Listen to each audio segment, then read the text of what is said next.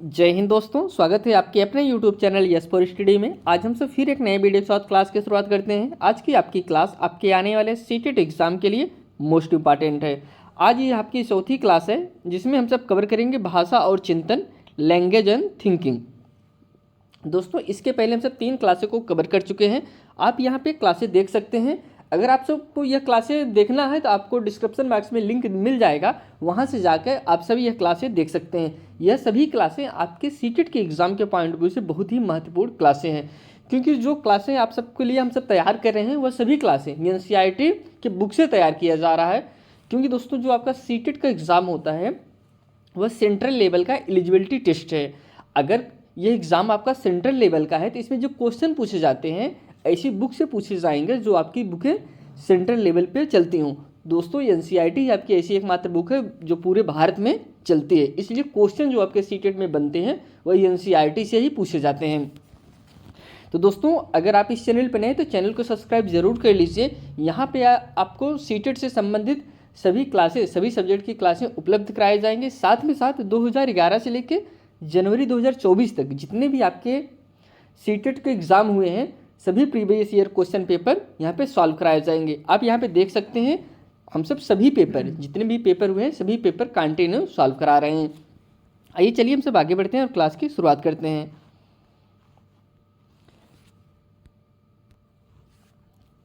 सबसे पहले समझते हैं भाषा और चिंतन के बारे में। इसमें हम सबसे पहले जानेंगे भाषा कहते किसे हैं। भाषा भाव को व्यक्त करने का एक माध्यम है। दोस्तों, भाषा के जरिए हम सब क्या करते हैं, भाषा के जरिए हमारे अंतर्गत जो भाव होते हैं उसे हम व्यक्त करते हैं दूसरे से। अगर हम भाषा का प्रयोग ना करें, जो हमारे अंतर्गत जो भाव है, जो हम किसी के बारे में बताना चाहते हैं, यह सब हम कैसे बताएंगे। इसको हम बताने के लिए जिस माध्यम का उपयोग करते हैं वही भाषा कहलाता है। आगे बढ़ते हैं। मनुष्य पशुओं से इसीलिए श्रेष्ठ हैं क्योंकि उसके पास अभिव्यक्त के लिए एक ऐसी भाषा होती है जिससे लोग समझ सकते हैं। कह रहे मनुष्य पशुओं से इसीलिए भिन्न होते हैं क्योंकि मनुष्य के पास जो भाषा होती है वह दूसरा मनुष्य समझ लेता है। लेकिन क्या जो पशुओं के पास भाषा होती है उसे मनुष्य समझ पाता है? नहीं समझ पाता, इसीलिए मनुष्य भिन्न होता है। अब हम भाषा के भाग समझते हैं। इसके जो भाग हैं स्वनिम है, रूपम है, वाक्य विन्यास है, अर्थ विन्यास है, ये सब भाषा के भाग हैं। बालक के भाषा विकास के 2 चरण होते हैं। जो बालक का भाषा विकास होता है उसके 2 चरण होते हैं। कौन कौन से? एक होता है प्राक भाषा विकास, इसको आप इंग्लिश में ध्यान दीजिएगा, प्री स्पीच डेवलपमेंट। क्योंकि हिंदी आपको और भी कोई लैंग्वेज में और भी कुछ मिल सकता है, लेकिन इंग्लिश आपका सब में कुछ भी, हिंदी में आपका कुछ भी लिखा रहे लेकिन इंग्लिश आपका सेम रहेगा। Pre speech development. जो बालक के भाषा के विकास के 2 चरण होते हैं, पहला है प्री स्पीच डेवलपमेंट। इसमें जो पहला पॉइंट है रुदन, उसको हम किस नाम से जानते हैं? रुदन के नाम से जानते हैं। अब रुदन के मतलब क्या होता है? जिससे बालक सबसे पहले कौन सी क्रिया करता है भाषा में, अगर हम सब बात करें तो सबसे पहले कौन सी क्रिया करता है, उसका नाम है रुदन। यह भाषा का सबसे पहला स्पष्टीकरण होता है। रीबल ने इसे आपात श्वसन, इमरजेंसी रेस्पिरेशन कहा है। किसने कहा है? रीबल ने कहा है। जो दोस्तों, जब बालक पैदा होता है सबसे पहले उसका यही काम होता है रुदन कहना। इसके बाद आता है बबलाना। बलबलाना मतलब बबलिंग। अब बबलिंग का मतलब आप ऐसा समझिए कि जब बच्चा पैदा होता है थोड़ा सा टाइम बीतता है तो वह बोलने का प्रयास करता है। कुछ बोल तो नहीं पाता, लेकिन जैसे मम्मा इस तरीके से, जिसे ऐसे वर्ड का यूज करना जो समझ में ना आए लेकिन एक ही वर्ड का बार बार यूज करना, इसे ही क्या कहा जाता है? बबलाना कहा जाता है। जैसे इस चरण में बालक 2 माह तक स्वर ध्वनियाँ उत्पन्न करना सीखता है। कितने माह तक? 2 माह तक। 3 से 4 माह में स्वर तथा व्यंजन के साथ में प्रयोग करता है और 12 माह तक अर्थपूर्ण बलबलाना जैसे माँ माँ दादा इस प्रकार से ध्वनि का उपयोग करने लगता है। कितने? 12 माह में। इसके बाद हाव भाव। दोस्तों, कह रहे हैं इस चरण में शिशु शरीर के अंगों का प्रयोग द्वारा अपनी बात समझाना सीखता है। जैसे खुशी होने पर बाहें फैलाना, खुश होना, इस प्रकार से दोस्तों, इस प्रकार से जब हम बिहेव करता है बालक तो वह हाव भाव से सीख रहा है। जैसे आप उसकी तरफ हाथ का इशारा करेंगे, आपकी तरफ बढ़ने लगता है, यह दोस्तों हाव भाव के जरिए ही सीखता है बालक। इसके बाद जो सेकंड है वह है दोस्तों लेटर स्पीच डेवलपमेंट, उत्तरकालीन भाषा विकास, लेटर स्पीच डेवलपमेंट। इसमें फर्स्ट है दूसरों की भाषा समझना ही दोस्तों क्या कहते हैं। अब इसके कुछ पॉइंट हैं। कह रहे हैं भाषा विकास की सबसे पहली अवस्था है दोस्तों, दूसरी भाषा में, उत्तरकालीन भाषा में सबसे पहली अवस्था कौन सी है, दूसरों की भाषा को समझना। इसके बाद आता है शब्दावली का निर्माण करना, जिसके अंतर्गत आएगा सबसे पहले बालक भूख प्रेरणा से संबंधित शब्द सीखता है। कहने का तात्पर्य जो शब्दावली का निर्माण, जब बच्चे का भूख लगेगा सबसे पहले कौन से शब्द का यूज करना सीखता है, जैसे भूख लगी है उसको बताना, प्रेरणा, रोना गाना, यह सब काम करना बालक सबसे पहले करता है। जैसे भूख लगी है बताने का इशारा, जब छोटा रहता है, छोटा से तभी बताने का प्रयास करता है, लेकिन जब धीरे धीरे वह शब्द को बोलना सीख जाता है तो सबसे पहले ये भूख के बारे में बताने का प्रयास करता है। इसके बाद कुछ और भी पॉइंट हो उसको आप जानते रहिए। शब्दों का वाक्य में संगठन करना, इस प्रकार से उच्चारण करना, भाषा विकास का स्वामित्व। आगे हम सब बढ़ते हैं। बालक की आयु के अनुसार शब्द भंडारण, बालक के आयु के अनुसार हम समझते हैं कि किस वर्ष का बालक कितने शब्द का भंडारण वह कर लेता है या फिर कर सकता है। यहाँ पे कह रहे हैं जन्म से लेकर 8 वर्ष तक जो बालक होता है उसके पास शब्द भंडारण नहीं होता है, 0 होता है। 9 से 12 माह तक जो बालक होता है उसके पास 3 से 4 शब्द बोलने का प्रयास करने लगता है, जैसे म द, इस प्रकार से शब्द। 1.5 वर्ष तक दोस्तों बालक जो है 10 से 12 शब्द बोलता है। 2 वर्ष तक 272 शब्द बोलने लगता है। 2.5 वर्ष तक 4 से 50 शब्द बोलने लगता है। 3 वर्ष तक 1000 शब्द बोलने लगता है। 3.5 वर्ष तक दोस्तों 12 से 50 शब्द बोलने लगता है। 4 वर्ष तक 16 से शब्द बोलने लगता है। 5 वर्ष तक 21 से शब्द बोलने लगता है। 11 वर्ष तक 50,000 शब्द बोलने लगता है। और 14 वर्ष तक दोस्तों 80,000 शब्द का भंडारण हो जाता है। ये लगभग आंकड़ा होता है दोस्तों, ऐसा आप नहीं कह सकते कि एग्जैक्ट यही आंकड़ा, इससे कम ज़्यादा नहीं हो सकता है, लगभग आंकड़ा ये दिया जाता है। 16 वर्ष से जो आगे होते हैं दोस्तों बालक होते हैं 1 लाख से अधिक शब्दों का उनके पास भंडारण हो जाता है। इसके बाद हम समझते हैं सामान्य रूप से सर्वमान्य भाषा कौशल का विकास क्रम किस प्रकार से है। यह एग्जाम के पॉइंट ऑफ व्यू से बहुत ही महत्वपूर्ण है, क्योंकि यह पूछा गया है सुनना, बोलना, पढ़ना, लिखना सामान्य रूप से दोस्तों। लेकिन अगर हम सब मरिया मांटेसरी के अनुसार भाषा कौशल का विकास जाने तो इसमें सबसे पहले इन्होंने बताया था सुनना, बोलना, लिखना, पढ़ना। लेकिन सामान्य रूप से क्या होता है, सुनना, बोलना, पढ़ना, लिखना। और मरिया मांटेसरी के अनुसार सुनना, बोलना, लिखना, पढ़ना। आइए आगे बढ़ते हैं। भाषा विकास के सिद्धांत के बारे में हम सब चर्चा करते हैं। परिपक्वता का सिद्धांत, यह सिद्धांत जो है, परिपक्वता का तात्पर्य है कि भाषा स्वरूप पर नियंत्रण लेना, जैसे शुद्ध और अस्पष्ट बोलना, यही दोस्तों क्या कहलाता है, परिपक्वता का सिद्धांत कहलाता है। इसके बाद आता है अनुबंधन सहचर्य का सिद्धांत दोस्तों। अनुबंधन सहचर्य का जो सिद्धांत होता है, जब बालक को किसी वस्तु से कोई चीज़ जोड़ के बताया या दिखाया जाता है तो बालक जल्दी सीखता है, इसे अनुबंधन का सिद्धांत कहते हैं। अब अनुबंधन सहचर्य का सिद्धांत का एग्जाम्पल हम आपको बताते हैं। इसे बालक को कंगारू के बारे में पढ़ाना है आपको।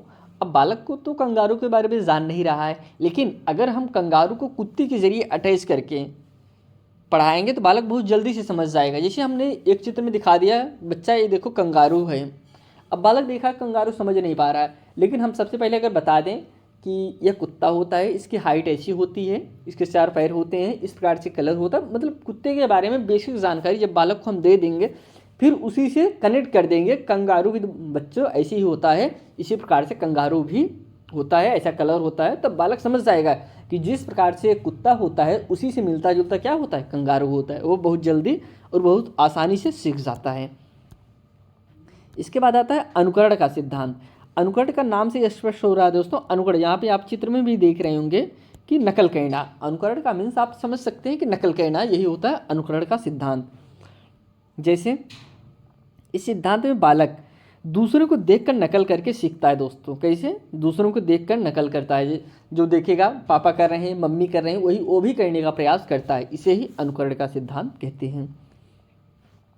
दोस्तों, अगर आपको यह वीडियो अच्छी लग रही हो तो चैनल को सब्सक्राइब जरूर कर लीजिए। यहाँ पे आपको कंप्लीट वीडियो उपलब्ध कराया जाएगा। साथ में साथ आप सबके लिए फ्री में नोट्स भी उपलब्ध कराए जाते हैं टेलीग्राम पे। उससे जुड़ने के लिए आप यहाँ पे क्लिक कर सकते हैं, या फिर टेलीग्राम चैनल @YesForStudy1 टाइप करेंगे तो आपका टेलीग्राम चैनल का लिंक मिल जाएगा। वहाँ से उसको ज्वाइन करके आप सभी नोट्स को डाउनलोड कर सकते हैं, और सभी नोट्स आप सबके लिए फ्री हैं। और 2011 से लेकर 2024 तक कंप्लीट आपको प्रीवियस ईयर क्वेश्चन पेपर भी उपलब्ध कराया जाता है। तो दोस्तों, आप सब चैनल को सब्सक्राइब ज़रूर करिए। आइए हम सब आगे बढ़ते हैं। अब समझते हैं अन्य विद्वानों द्वारा भाषा विकास का सिद्धांत। अब और भी जो विद्वान हैं उनके द्वारा जो भाषा के बारे में सिद्धांत दिया गया है उसके बारे में भी हम सब चर्चा करते हैं। भाषा विकास का सिद्धांत पावलोव के अनुसार, किसके अनुसार? पावलोव के अनुसार हम सब सबसे पहले भाषा का विकास समझते हैं। बालक भाषा शब्द अर्थ के मध्य संबंध स्थापित करके सीखता है दोस्तों। ऐसा किसका मानना था? ऐसा पावलोव का मानना था कि बालक जो है भाषा शब्द अर्थ के मध्य संबंध स्थापित करके सीखता है। इस संबंध को पावलोव ने अनुबंधन नाम दिया है। अतः पावलोव के अनुसार बालक भाषा अनुबंधन के माध्यम से सीखता है। आपके एग्जाम में अगर ऐसा क्वेश्चन पूछ ले कि अनुबंधन के माध्यम से भाषा, बालक जो है अनुबंधन के माध्यम से भाषा सीखता है, ऐसा किसने कहा था? तो ऐसा पावलोव ने कहा था। इसके बाद है भाषा विकास का सिद्धांत किसके अनुसार? स्किनर के अनुसार। इनका मानना था कि जो बालक भाषा अनुकरण व पुनर्बलन के माध्यम से सीखता है। पुनर्बलन को आप समझ सकते हैं फीडबैक, पुनर्बलन के माध्यम से सीखता है। भाषा विकास बंडूरा के अनुसार हम सब समझते हैं बालक भाषा अनुकरण से सीखता है। बंडूरा ने भाषा विकास में पुनर्बलन को महत्व नहीं दिया है। किसने? अब देखिए, स्किनर ने तो पुनर्बलन को महत्व दिया है, लेकिन बंडूरा ने इसका अपोजिट किया है। बंडूरा ने पुनर्बलन को महत्व नहीं दिया है। उन्होंने सिर्फ यही बताया कि जो बालक होता है भाषा सीखता है, सिर्फ अनुकरण करके सीखता है, सिर्फ नकल करके ही सीखता है। अब हम नाम चॉम्स्की के अनुसार जानते हैं भाषा विकास का सिद्धांत बहुत ही महत्वपूर्ण है दोस्तों। नाम चॉम्स्की, आपके नाम चॉम्स्की हिंदी में भी मिल जाते हैं। हिंदी के पेडागॉजी में भी नाम चॉम्स्की के बारे में आपको देखने को मिलेगा। नाम चॉम्स्की के अनुसार बालक जिस भाषा को सुनता है उसे अपने आप सीख जाता है। किसके अनुसार? नाम चॉम्स्की के अनुसार बालक में भाषा ग्रहण करने की जमजाज प्रवृत्ति होती है दोस्तों। किसने कहा था? यह नाम चॉम्स्की ने कहा था। इसको नोट डाउन जरूर करिएगा। जो बालक में भाषा ग्रहण करने की जो क्षमता होती है वो जन्मजात होती है। भाषा अर्जन तंत्र के नाम से जाना जाता है, जिसे भाषा अर्जन तंत्र के नाम से यलेडी के नाम से जाना जाता है। नाम चॉम्स्की का मानना है कि बालक जिस भाषा को सुनता है उसकी व्याकरण को भी अपने आप सीख जाता है। इसीलिए इस सिद्धांत को जनरेटिव ग्रामर थ्योरी भी कहा जाता है। इसके बाद हम देखते हैं चिंतन के बारे में बात करते हैं। चिंतन कहते हैं किसे हम? किसी समस्या का समाधान करने के लिए हमारे मन में जो विचार उत्पन्न होते हैं वही चिंतन कहलाते हैं दोस्तों। चिंतन आप ये समझ लीजिए, कह रहे हैं समस्या का समाधान करने के लिए हमारे मन में जो विचार उत्पन्न होते हैं। किसकी बात करें? समस्या की बात करें। आपसे दोस्तों एक क्वेश्चन हम और पूछते हैं, उसका आंसर आप कमेंट में करिएगा, नहीं तो कल इसका हम आंसर आपको बताएंगे। क्या समस्या जो होती है, समस्या सिर्फ वास्तविक होती है या फिर काल्पनिक होती है, या फिर दोनों हो सकती हैं? जो समस्याएं होती हैं काल्पनिक वास्तविक दोनों हो सकती हैं, या फिर एक ही हो सकती है, या फिर वास्तविक या फिर काल्पनिक? इसको आप कमेंट में इसका आंसर दीजिएगा, नहीं तो कल इसका हम आंसर आपको बताएंगे। वही कह रहे हैं किसी समस्या का समाधान करने के लिए हमारे मन में जो विचार उत्पन्न होते हैं वही चिंतन कहलाता है। चिंतन की प्रक्रिया सोते समय भी चलती रहती है दोस्तों। इसको जरूर नोट डाउन करिएगा। जो चिंतन की प्रक्रिया होती है, हम जब सोते रहते हैं तब भी चिंतन की प्रक्रिया होती है। अब चिंतन के प्रकार की बात करते हैं। पहला है प्रत्याक्षात्मक चिंतन, जिसे आप मूर्त चिंतन के भी नाम से जानते रहिए, इसे मूर्त चिंतन भी कहते हैं। किसी वस्तु व मूर्त रूप को देखकर चिंतन करना प्रत्याक्षात्मक चिंतन कहलाता है। यह पूर्व अनुभव पर आधारित होता है। ऐसा चिंतन छोटे बालकों में पाया जाता है। मूर्त चिंतन आप उसे कह सकते हैं जो कोई चीज़ देख के चिंतन करें। जैसे बालक है, छोटा बच्चा जो होता है उसके अंतर्गत मूर्त चिंतन ही देखने को मिलता है। वह चीज़ें जो देखेगा उसी के बारे में चिंतन कर सकता है। वह अमूर्त चिंतन नहीं करता, वह मूर्त चिंतन करता है। वह देखेगा कि किसी पक्षी के देखेगा, फिर उससे चिंतन करेगा एक पक्षी है इस तरीके से उड़ता है, फिर दूसरा पक्षी देखेगा, वो भी देखेगा ये भी पक्षी उसी तरीके से उड़ता है। इस प्रकार से तमाम चिंतन करता है, लेकिन वह चिंतन वही करता है जो देखता है। उदाहरण दिया गया है, त्रिशूल को देखकर भगवान शिव की याद आना। अब यहाँ पे त्रिशूल की बात करें, जैसे बच्चा गया भगवान के पास, शिव के पास, देखा कि त्रिशूल लगा हुआ है। अब वो त्रिशूल देखेगा तुरंत उसको याद हो जाएगा कि यह त्रिशूल तो भगवान के पास लगा हुआ था। यह दोस्तों मूर्त चिंतन कहलाता है। इसके बाद आता है प्रत्यात्मक चिंतन, जिसे हम अमूर्त चिंतन के नाम से जानते हैं। जो चीज़ दिखाई नहीं देती उनके बारे में विचार करना प्रत्यात्मक चिंतन कहलाता है। कहने का तात्पर्य अमूर्त चिंतन आप उसे कहेंगे जो चीज़ हमको दिखाई नहीं दे रही उसके बारे में भी चिंतन करना, यही आपका अमूर्त चिंतन कहलाता है। उदाहरण, बालक कुत्ता देखा है, घर वालों को पूछने पर बता देगा कुत्ता है। कहने का तात्पर्य जैसे बालक कुत्ता पहले से देखा हुआ है, अब कुत्ता उसके सामने नहीं है, लेकिन कुत्ते के बारे में पूछा जाएगा तो बालक तुरंत कुत्ते के बारे में बता देगा कुत्ता ऐसा ऐसा होता है। यही आपका अमूर्त चिंतन कहलाता है। अब काल्पनिक चिंतन होता है। काल्पनिक चिंतन आप उसे कह सकते हैं कि जहाँ पे कल्पना की बात किया जाए। अब देखते हैं, जब हम पूर्व अनुभव के द्वारा प्राप्त कल्पना करते हैं तो वह काल्पनिक चिंतन कहलाता है। कहने का तात्पर्य है जो हमारे पास पहले से अनुभव है उसको हम सम्मिलित करके जब हम कोई कल्पना करते हैं तो यही आपका काल्पनिक चिंतन कहलाता है। किसी के बारे में सोचते हैं तो वही आपका काल्पनिक चिंतन कहलाता है।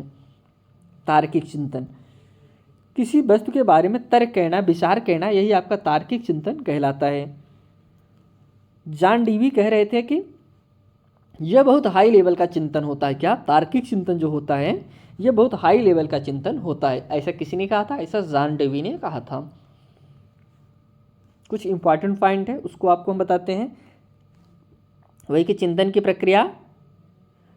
प्रक्रिया की शुरुआत समस्या सामने होने से होती है। दोस्तों, चिंतन आदमी कब करता है? जब उसके पास समस्या आती है, उसके सामने समस्या आती है तभी तो चिंतन करता है। अब आदमी के पास कोई समस्या सामने नहीं है, क्या वह तब भी चिंतन करेगा? तो वह चिंतन नहीं करता है। चिंतन में सभी भिन्न भिन्न पहेलियों के समाधान को एक साथ संयोजित किया जाता है। दोस्तों, किसमें? चिंतन में। प्रत्येक चिंतन का उद्देश्य समस्या को सुलझाना होता है। चिंतन का मूल उद्देश्य क्या होता है? जो समस्या हुई है उसको सुलझाना होता है। चिंतन में गत अनुभूत शामिल होता है। समस्या समाधान की विधि प्रत्यक्ष प्रयत्न व भूल विधि का एक उदाहरण है। समस्या समाधान की जो विधि है वह प्रयत्न व भूल विधि का एक उदाहरण है। सभी चिंतन लक्ष्य निर्देशित होते हैं। वही कह रहे हैं कि चिंतन का काम ही होता है कि लक्ष्य निर्देशित करना चाहिए। लक्ष्य पूरा हुआ चिंतन खत्म हो जाता है। आपके पास अभी आप इसे जॉब के लिए तैयारी कर रहे हैं, अगर आप जॉब के लिए तैयारी कर रहे हैं, आपका लक्ष्य है कि आप जॉब के लिए तैयारी कर रहे हैं, अगर आपका जॉब मिल गया तो आपका चिंतन खत्म हो गया। यही होता है कि जो लक्ष्य निर्धारित चिंतन होता है। चिंतन में भाषा, प्रतीक तथा प्रतिमाओं का काफ़ी योगदान होता है। चिंतन एक जटिल मानसिक प्रक्रिया है जिसके सहारे प्राणी किसी समस्या का समाधान करता है। यह दोस्तों जटिल मानसिक प्रक्रिया होती है चिंतन। अब जिम्बार्डो एंड ब्रूक के अनुसार चिंतन के प्रकार के बारे में हम सब चर्चा करते हैं। इन्होंने दो प्रकार बताया। पहला है स्वलीन चिंतन, दूसरा है यथार्थवादी चिंतन। सबसे पहले हम सब स्वलीन चिंतन की बात करते हैं। स्वलीन चिंतन कहते किसे हैं? जैसे यहाँ पे एक चित्र में देख रहे हैं, एक बच्चा है जो सो रहा है। अब आप इसको देख के ही समझ सकते हैं स्वलीन चिंतन मतलब होता है क्या है। जो स्वलीन, नाम से ही स्पष्ट हो रहा है, जो खुद में लीन हो दोस्तों, वही आपका क्या होता है? स्वलीन कहलाता है। आगे हम बढ़ते हैं, इसके बारे में हम बात करेंगे। पहले इसके प्रकार समझ लेते हैं। अब पहला होता है यथार्थवादी जो चिंतन होता है, पहला है अभिसारी चिंतन दोस्तों, इसके एक एक ये जो पॉइंट है भी आप यथार्थवादी चिंतन के जो पॉइंट है, सभी पॉइंट बहुत ही महत्वपूर्ण पॉइंट है दोस्तों, इसी से क्वेश्चन पूछे जाते हैं ज़्यादा से ज़्यादा। इसके बाद आता है अपसारी चिंतन। हम एक एक पॉइंट को अच्छे से समझेंगे अभी। आलोचनात्मक चिंतन, ये थर्ड हो गया। अब देखिए दोस्तों, अब यहाँ पे देख रहे होंगे कोई वीडियो आपकी 40 मिनट की बन जाती है, कोई वीडियो आपकी 20 मिनट की बनती है, कोई वीडियो 30 मिनट की बनती है। ऐसा इसलिए ये होता है कि हम जो एक टॉपिक आपको पढ़ाते हैं, हम यह चाहते हैं कि जो टॉपिक हम आपको पढ़ा रहे हैं वो टॉपिक ख़त्म हो जाए, इसलिए हम थोड़ा सा वीडियो कोई ज़्यादा लंबा, जो टॉपिक बड़ा होता है तो वीडियो थोड़ा सा लंबा हो जाता है, जो टॉपिक थोड़ा सा छोटा होता है वीडियो छोटा हो जाता है। इसलिए ऐसा आप ना सोचिए कि नहीं कोई वीडियो बहुत छोटा कर दे रहे हैं, कोई वीडियो बहुत बड़ा कर दे रहे हैं, ऐसा नहीं। जो टॉपिक बड़ा होता है वीडियो थोड़ी सी बड़ी हो जाती है, जो टॉपिक आपका छोटा होता है वह वीडियो थोड़ी सी छोटी हो जाती है। अब इसके बाद हम समझते हैं स्वलीन चिंतन का मतलब क्या होता है। स्वलीन चिंतन काल्पनिक विचारों इच्छाओं की अभिव्यक्ति पर आधारित होता है, वास्तविक स्वरूप नहीं। स्वलीन मतलब जो स्व में लीन हो दोस्तों, यह वास्तविक से नहीं होता, यह काल्पनिक विचारों इच्छाओं स्वप्न को बात करता है। क्या? स्वलीन चिंतन। उदाहरण, स्वप्न देखकर उसे सब को बताना, यही क्या है आपका स्वलीन चिंतन है। इसके बाद जो सेकंड है यथार्थवादी चिंतन, मोस्ट इम्पॉर्टेंट है इसको। यह वैसा चिंतन है जिसका संबंध वास्तविक से होता है, वास्तविकता से होता है, यही आपका यथार्थवादी चिंतन होता है। पहला इसमें है अभिसारी चिंतन। अभिसारी चिंतन, यह अभिसारी चिंतन को आप ऐसा भी समझ लीजिए, यह एक निगेटिव पॉइंट भी आप देख सकते हैं अभिसारी चिंतन को। अब कैसे, उसको आपको हम बताते हैं। अभिसारी चिंतन निगमनात्मक चिंतन भी कहा जाता है। आप यहाँ पे एक चित्र देख रहे होंगे, यहाँ पे चित्र दिया गया है, चित्र में काफ़ी तीरें एक ही तरफ जा रही हैं। अब इसका क्या मतलब है बताते हैं भी आपको हम। इसमें समस्या का एक ही समाधान होता है, ऐसा चिंतन। अब इसमें देखिए, इसमें सारी चीज़ों का एक ही समाधान है, इसलिए यही आपका अभिसारी चिंतन है। जैसे अभी आपको हम बताते हैं, जो जैसे भी आपसे हम पूछें कि भारत की राजधानी क्या है। अब इसका तो हम जितने भी, अगर आपके क्लास में 100 बच्चे हैं, 100 बच्चे से अगर हम पूछेंगे कि भारत की राजधानी क्या है, सभी बच्चों का राजधानी एक ही नाम होगा कि नई दिल्ली, नई दिल्ली। क्या ऐसा कोई बता देगा कि हाँ दूसरा नाम ले लेगा? नहीं लेगा। इसे हम अभिसारी चिंतन कहते हैं, जहाँ पर एक ही जवाब हो, इस समस्या का एक ही समाधान हो, तो वही आपका अभिसारी चिंतन होता है। जैसे बहुविकल्पी प्रश्न जो होते हैं उसमें एक ही समाधान होता है, एक ही आंसर होगा, यह आपका अभिसारी चिंतन कहलाता है। उदाहरण दिया गया है, भारत का राष्ट्रीय पक्षी क्या है? किसी बालक से पूछेंगे कहेगा मोर, ऐसा तो है नहीं, कोई दूसरा कुछ बता देगा। यह आपका अभिसारी चिंतन, ये एक निगेटिव पॉइंट है। इसके बाद हम समझते हैं अपसारी चिंतन। अपसारी चिंतन की अगर हम सब बात करें तो ये पॉजिटिव पॉइंट होता है। अब यहाँ पे देखिए चित्र देख रहे होंगे, यहाँ पे कुछ तीरें सब बाहर जा रही हैं, मतलब कोई चीज़ फिक्स नहीं है। यह चिंतन बालक के लिए बहुत ही महत्वपूर्ण चिंतन होता है। कह रहे हैं अपसारी चिंतन में समस्याओं का समाधान के लिए एक से अधिक विकल्प होता है। इसमें बालक अपनी तार्किक क्षमता का प्रयोग करके उत्तर देता है, इसे ही हम कहते हैं अपसारी चिंतन। कह रहे हैं कि भारत के राष्ट्रीय पक्षी मोर की विशेषता बताइए। अभी हमने वहाँ पे पूछा था कि भारत के राष्ट्रीय पक्षी क्या है, बालक ने बताया मोर। अब हम पूछ रहे हैं कि भारत का राष्ट्रीय पक्षी मोर की विशेषता बताइए। अब क्या सभी बालक एक ही जवाब देंगे, एक ही आंसर देंगे? अब सभी बालकों का जवाब अलग अलग होगा, यही होता है आपका अपसारी चिंतन। इसके बाद आगे बढ़ते हैं, जो थर्ड है आलोचनात्मक चिंतन। गुण दोष के देखते हुए किसी बात को स्वीकार करना आलोचनात्मक चिंतन कहलाता है। किया जाता है, अर्थात किसी वस्तु या तथ्य की सच्चाई को स्वीकार करने से पहले उसके गुण दोष को पूरी तरह से परख लेना ही आलोचनात्मक चिंतन का उदाहरण है। कहने का तात्पर्य है किसी चीज़ के बारे में हम सबसे बहुत डिटेल से जानकारी ले लें, उसके गुण क्या हैं, दोष क्या हैं, यही आपका आलोचनात्मक चिंतन कहलाता है। अब चिंतन की परिभाषा कुछ मनोवैज्ञानिक के अनुसार समझ लेते हैं। गैरेट के अनुसार चिंतन एक प्रकार का अदृश्य व्यवहार है। कैसा व्यवहार है? अदृश्य व्यवहार है, जिसमें सामान्य रूप से प्रतिकूल का प्रयोग होता है। अब यहाँ पे हम सब राज के अनुसार समझते हैं। चिंतन मानसिक क्रिया का ज्ञानात्मक पक्ष है। किसके अनुसार? राज के अनुसार चिंतन मानसिक क्रिया का ज्ञानात्मक पक्ष है। वेलेंटाइन के अनुसार मनोविज्ञान दृष्टि से चिंतन शब्द का प्रयोग उस क्रिया के लिए होना या किया जाना चाहिए जिसमें श्रृंखलाबद्ध विचार किसी लक्ष्य की ओर अविराम गति से प्रवाहित होते हैं। कागन तथा हेमैन के अनुसार प्रतिमाओं, प्रतीकों, संप्रतियों, नियमों एवं अन्य मध्यस्थ इकाइयों के मानसिक जोड़ तोड़ का चिंतन कहा जाता है। अब यहाँ पे हम सब भाषा और चिंतन के बारे में लगभग हर पॉइंट को कवर किया। अगर आपको कोई भी और पॉइंट से समस्या है या फिर कुछ छूट जा रहा है, उसको आप कमेंट करिएगा, आपको हम अगले वीडियो में उसको ज़रूर कन्फर्म करेंगे। अब यहाँ से जो हमने अभी तक पॉइंट पढ़ा है उसी से संबंधित कुछ क्वेश्चन को कवर कर लेते हैं, आपका जो कंसेप्ट है और क्लियर हो जाएगा। इसमें पहला जो क्वेश्चन है, आउट ऑफ द बॉक्स विषय से परे चिंतन किससे संबंधित है। अब आउट ऑफ द बॉक्स, अब इसमें देखिए, अब आप ऐसा सोचेंगे इसकी तो बात ही किया ना, यही गया है। आउट ऑफ द बॉक्स मतलब क्या होता है? अपसारी चिंतन, तार्किक चिंतन, मूल्यांकन चिंतन या फिर अभिसारी चिंतन। यहाँ पे राइट आंसर ए होगा दोस्तों। आउट ऑफ बॉक्स मतलब जो बाहर की तरफ जाता हो, आउट ऑफ द बॉक्स, यह आपका अपसारी चिंतन होता है जिसका एक से ज़्यादा विकल्प होता है, तो वही आपका आउट ऑफ द बॉक्स कहलाता है। सेकंड क्वेश्चन है, सृजनात्मक चिंतन की एक महत्वपूर्ण विशेषता क्या है? पहला है आशावादी चिंतन, दूसरा है तार्किक चिंतन, तीसरा है अपसारी चिंतन या फिर लास्ट है अभिसारी चिंतन। सृजनात्मक चिंतन की बात करें तो राइट आंसर इसमें सी हो जाएगा, अपसारी चिंतन। अपसारी चिंतन किसका परीक्षण करता है दोस्तों? बुद्धि का करता है, एक व्यक्ति की विशिष्टता का या फिर एक सही उत्तर का या फिर स्मृति का। तो राइट आंसर इसमें बी होगा, एक व्यक्ति की विशिष्टता का परीक्षण करता है अपसारी चिंतन। हम इस अपसारी चिंतन के जरिए समझ पाते हैं कि बालक किस लेवल तक सोच पा रहा है, यही आपका अपसारी चिंतन कहलाता है। निम्नलिखित में से कौन सा अपसारी चिंतन के लिए महत्वपूर्ण है? पहला है धारा प्रवाह विचार, सेकंड है एक विशिष्ट समाधान, थर्ड है मात्रात्मक तर्क या फिर लास्ट है पृथक्करण। तो इसका करेक्ट आंसर हो जाएगा ऑप्शन नंबर ए, धारा प्रवाह।